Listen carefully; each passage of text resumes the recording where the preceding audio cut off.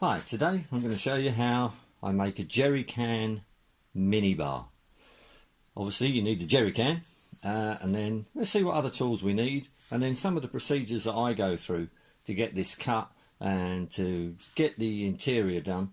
This one's actually for a client, so it's quite specific for his needs, so I'll be going through that.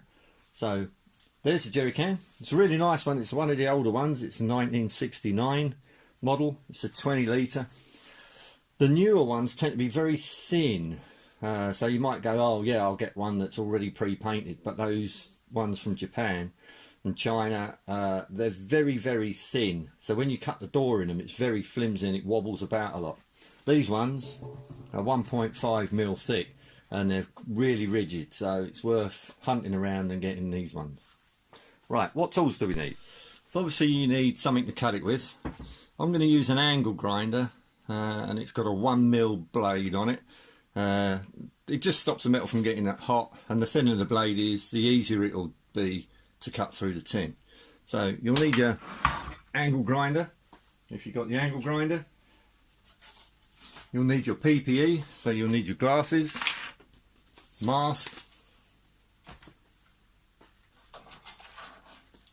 ear defenders because it's obviously a tin can and it does make a lot of noise. Other things you'll need is some masking tape, 1 or 2 rulers because some of the interior you'll need to measure. I use one of these really fine tipped pens to scribe out. Also handy to have pencil.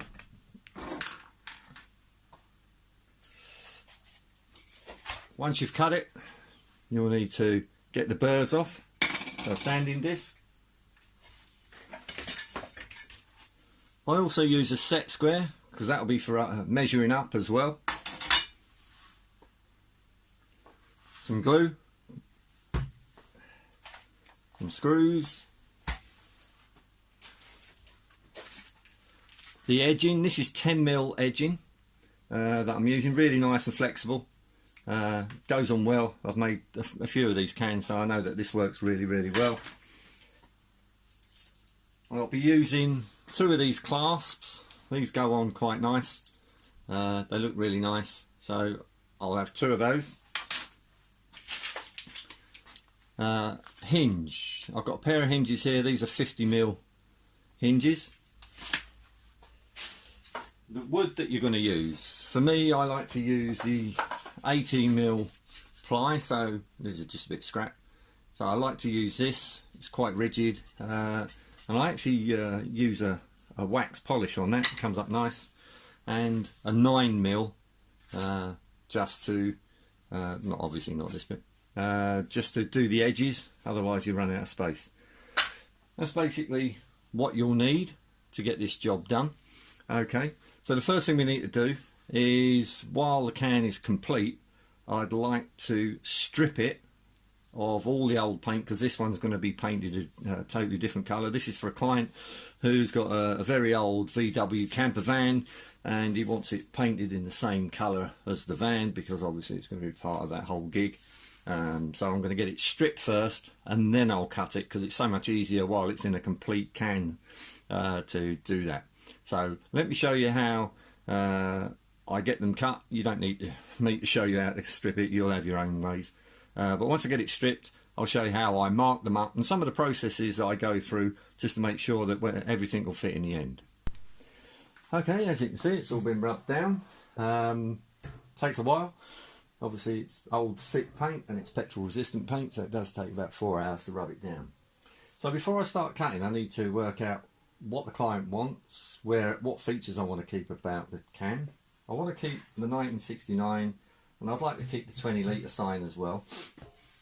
So I need to work out my edging. Well, that's 1.5 mil gap out of that 10 mil. So I know that if I cut my edging, then I need to make up a 3 mil gap. I've got 1 mil blades, so I need to make 2 mil up, and that gets cut off the door because I want to keep the frame as it was. The other thing to consider is your hinges. I'm going to use the ordinary butt hinges here. They're going to go on there, obviously, because you've got that ridge on the inside. So my line will be cut there, and then what I'll do, I'll notch out on the door so it comes in for that 3mm gap down there, because these are 5mm butts at the end there. Also need to consider what sort of clasp or lock you're going to have. I know I'm going to use these, so that needs to fit on there. So I've got something to bolt it to, and that goes across there.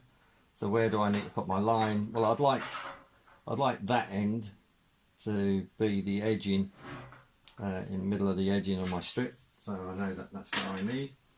Also, what you're going to have on the inside, well, I know my client wants 2 bottles of wine and glasses, so here I'll have a bottle of wine here, bottle of wine there, and then I can get my 2 glasses in that end section there.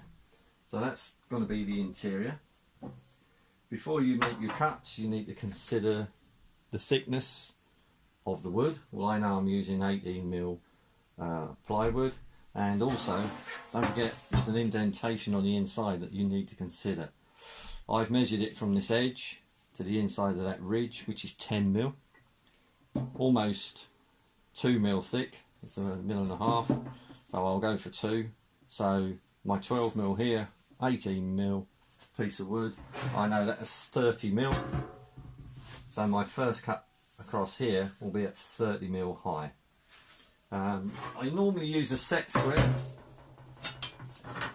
so I mark my 30mm, use a set square on a nice flat surface, draw my line. Same with this one here, I'll use my set square there.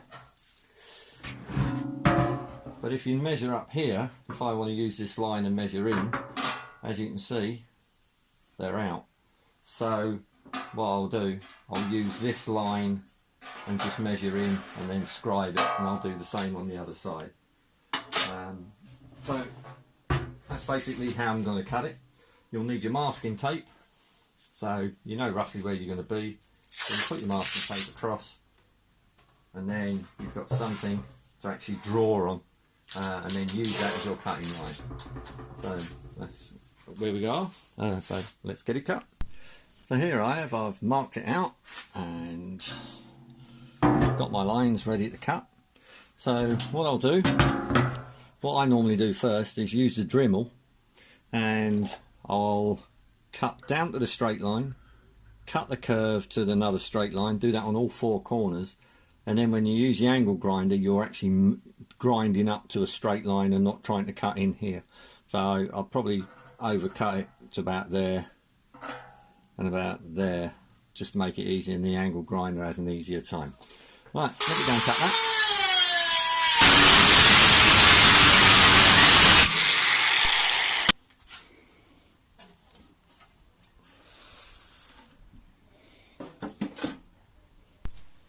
So here we have it, so it's cut now, and I've already taken the extra 2mm off the lid. So this one really smells, unfortunately. It must have had a diesel in it and not petrol, so it's vaping quite a lot, so I'll clean that one out. But now I'm ready to line up the hinges, line up the door shuts, and then start on the... You can see it's already come back from the paint shop. Got the hinges on, so I fitted the hinges on the inside, then left them outside to spray them. I've got these clasps that I'm going to use, and I've just got the edging to put on, and then I'll do the interior. What I'll do, I'll put the edging on, then I'll show you my interior. There it is with the edging on, and I've shown you that before. It's just the car boot edging that you can buy. Where are you? Just this. It's just, I think it's 15mm, and I buy 15 feet. You get some left over, but if you get smaller than that, then it won't fit. So I'll buy 15 feet of this at a time. Fits nice, goes on nice, finishes off the edges nice. These clasps are lovely, and they're adjustable. So you just twist them around if you want to make them tighter or looser. I think they look lovely. Okay, what about the interior? Let me show you. So for the interior, you'll need a backboard, and you'll need that angle cut out because where the spout is, it cuts in quite sharp there. So you'll need a backing board, the base. When you cut the base, you'll need to shave off these corners and this groove here. Well, this is for the ridges where the two cans are joined, and this is to take up obviously the bends in the metal. But once you've done that, that fits nice. For me, I'm doing 3 glasses, and this will be a Coke dispenser. So the Coke will be in there, and then it gets pushed up into there, and I can see how many's coming down. And then you'll need 2 edging strips for either side, and that's it. So let me get that fitted. So there you have it. All the interior's put in. Coke dispenser, JD glasses, JD of course. There you have your own portable minibar. It couldn't be easier, could it? Well, I hope you enjoyed it. Give us a thumbs up. I hope that's helped. If you're thinking of making one, I hope those little tips helped.